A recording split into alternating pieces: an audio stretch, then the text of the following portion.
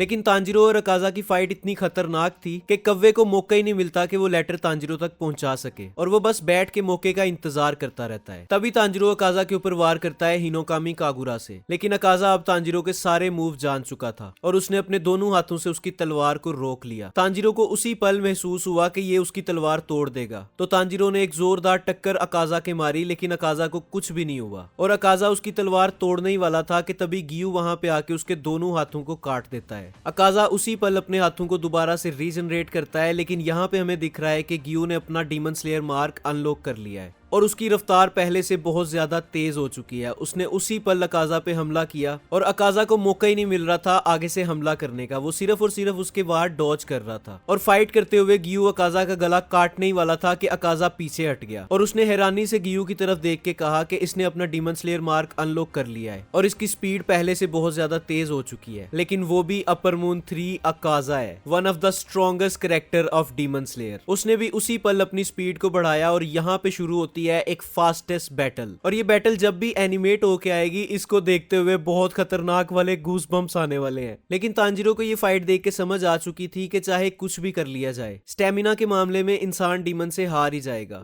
वो खुद को रिलैक्स करता है और सोचता है कि अकाजा पे चाहे सामने से हमला किया जाए या पीछे से, अकाजा हर एक वार को एक्यूरेटली जान के उनको डॉज करता है और आगे से हमला करता है। तभी उसको इनोस्के के साथ हुई कन्वर्सेशन याद आती है कि इनोस्के ने उसको बताया था कि जब कोई मुझे किल करने के लिए मुझ पे अटैक करता है तो मेरे सेंसेस एक्टिवेट हो जाते हैं, फिर चाहे मैं उस इंसान को देख पाऊं या ना देख पाऊं, मुझे पता चल जाता है कि अटैक कहां से आएगा। और साथ ही इनोस्के ने उसको ये भी बताया कि अगर कोई इंसान मुझे मारने की नीयत ना रखता हो और वो मेरी तरफ आ रहा हो तो मैं बड़ी मुश्किल से गेस कर पाऊंगा कि कोई शख्स मेरी तरफ बढ़ रहा है, लेकिन अगर कोई मुझे किल करने के लिए आएगा तो मेरे सेंसेस एक्टिवेट हो जाएंगे। तभी तांजिरो को याद आता है कि रेनगोकू से फाइट करते हुए अकाजा ने उसको कहा था कि तुम्हारी बैटल स्पिरिट काफी स्ट्रॉन्ग है। उसको समझ आती है कि जैसे मैं स्मेल करके दुश्मन का पता लगाता हूँ, उसी तरह अकाजा बैटल स्पिरिट का इस्तेमाल करके दुश्मन का पता लगाता है। और तभी तांजिरो को एक क्लियर मौका मिलता है अकाजा पे वार करने के लिए और वो हिनोकामी कागुरा का इस्तेमाल करके उसके गले पे वार करता है, लेकिन अकाजा बड़े आराम से सिर्फ एक हाथ से उसकी तलवार को रोक लेता है और अकाजा तांजिरो पे एक जानलेवा वार करने ही वाला था कि तभी हमें एक फ्लैशबैक दिखता है जिसमें तांजिरो के डैड उसको लेके जाते हैं जंगल के अंदर एक भालू से फाइट दिखाने। और उस फाइट के दौरान उसके डैड की मूवमेंट काफी ज्यादा स्मूथ थी।